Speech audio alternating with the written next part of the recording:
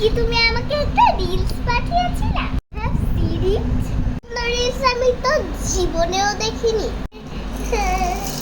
তুমি নিশ্চয়ই আমি কোনো একটা ভালো কাজ করেছিলাম। লে লে লে লে লে লে লে লে।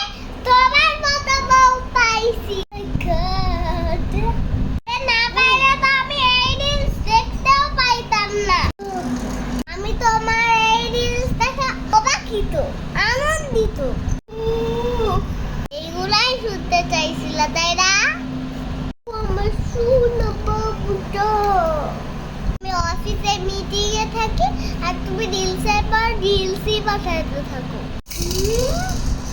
কাজ করি, বাড়িতেই বসে থাকি।